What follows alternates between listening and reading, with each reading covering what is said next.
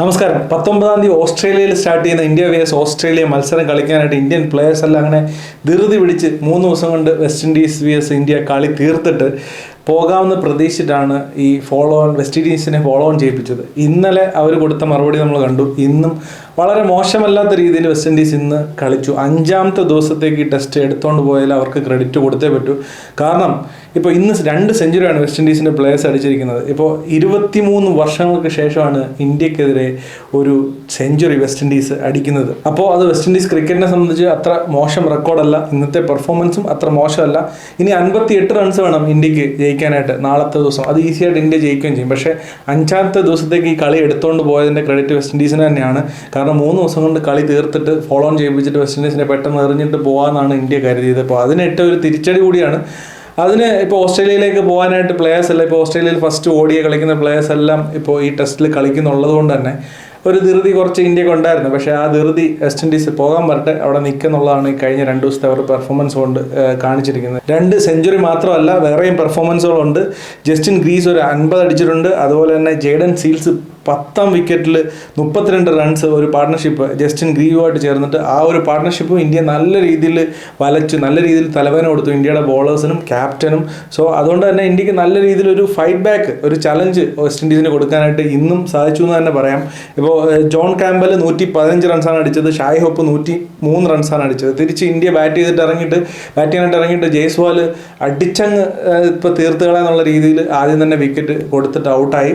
പക്ഷേ നല്ലൊരു പാർട്ട്ണർഷിപ്പ് അവിടുന്ന് KL രാഹുലും അതുപോലെ തന്നെ സായി സുദർശനും ഇപ്പോൾ ബിൽഡ് ചെയ്തുകൊണ്ടിരിക്കുകയാണ്.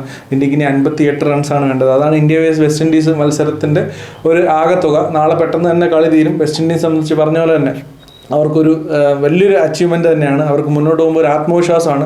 ഇപ്പോൾ ആദ്യത്തെ ബാറ്റ്സ്മാൻമാരുടെ ജോൺ കാമ്പലും അതുപോലെ ഷായ് ഹോപ്പൊക്കെ കാണിച്ചു കൊടുത്ത ആ ഒരു മാതൃകയിൽ പറ്റും, ഇന്ത്യക്കെതിരായാലും ഏതൊരു ആൾക്കെതിരായാലും പറ്റും നമുക്കെന്നുള്ളൊരു വിശ്വാസമാണ് ബാക്കി വരുന്നവർക്ക് നല്ല രീതിയിൽ പെർഫോം ചെയ്യാനായിട്ട്. ഇപ്പോൾ പിടിച്ചു നിൽക്കാനായിട്ട് 50-ഓ 30-ഓ ഒക്കെ ആയാലും പിടിച്ചു നിൽക്കാനായിട്ട് അവർക്ക് ഒരു പ്രചോദനമായത്. സോ അതുകൊണ്ട് തന്നെ ഇവർ കൂടുതൽ മത്സരങ്ങൾ കിട്ടുകയാണെന്നുണ്ടെങ്കിൽ തീർച്ചയായിട്ടും വെസ്റ്റ് ഇൻഡീസ് കയറി വരുമെന്നാണ് ഒരു വിശ്വാസം.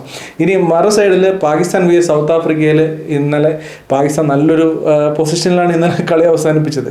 ഇന്നൊരു 360 എത്രയോ റൺസ് ആയപ്പോഴത്തേക്ക് 5 വിക്കറ്റേ പോയിട്ടുള്ളായിരുന്നു. അവിടെ റിസ്വാനും അതുപോലെ സൽമാനും യാഗായും കൂടെ ഒരു നല്ല പാർട്ട്ണർഷിപ്പൊക്കെ ബിൽഡ് ചെയ്ത് വരുമായിരുന്നു. അവിടുന്ന് ഒരു 20-30 റൺസ് എടുക്കുന്നതിനിടയിൽ പാകിസ്ഥാൻ ഓൾ ഔട്ടായി, കൊളാപ്സ്, സ്ഥിരം പാകിസ്ഥാൻ്റെ പരിപാടി. സോ പാകിസ്ഥാന് 378 റൺസ് അടിക്കാനേ സാധിച്ചുള്ളൂ. തിരിച്ച് സൗത്ത് ആഫ്രിക്ക ബാറ്റ് ചെയ്യാൻ ഇറങ്ങിയപ്പോഴും അവർക്ക് കണ്ടിന്യൂസ് ആയിട്ട് വിക്കറ്റുകൾ നഷ്ടപ്പെട്ടു. പക്ഷേ ടോണി ഡി സോസയും അതുപോലെ തന്നെ റിക്കിൾട്ടനും രണ്ടുപേരും, റിക്കിൾട്ടൻ 71 റൺസും ടോണി ഡി സോസ 81 റൺസും അടിച്ചൊരു ചെറുത്തുനിൽപ്പ് നടത്തി. ടോണി ഡി സോസ ഇപ്പോഴും ബാറ്റ് ചെയ്യുന്നുണ്ട്. അവരുടെ മൊത്തത്തിൽ 6 വിക്കറ്റ് ഇപ്പോൾ നഷ്ടപ്പെട്ടിട്ടുണ്ട്. ഒരു പക്ഷേ അവർക്കൊരു 100 റൺസോ അല്ലെങ്കിൽ ഒരു 80 റൺസോ എങ്കിലും കൂട്ടിച്ചേർക്കാൻ പറ്റുവാണെന്നുണ്ടെങ്കിൽ അത് പാകിസ്ഥാനെ സംബന്ധിച്ച് വലിയൊരു പ്രശ്നം തന്നെയായിരിക്കും. കാരണം അവരുടെ ഹോം ഗ്രൗണ്ടിൽ സ്പിന്നിനെ സപ്പോർട്ട് ചെയ്യുന്ന ഒരു കണ്ടീഷനിൽ സൗത്ത് ആഫ്രിക്കയ്ക്ക് ഫൈറ്റ് ബാക്ക് ചെയ്യുന്നത് തന്നെ വലിയ കാര്യമാണ്.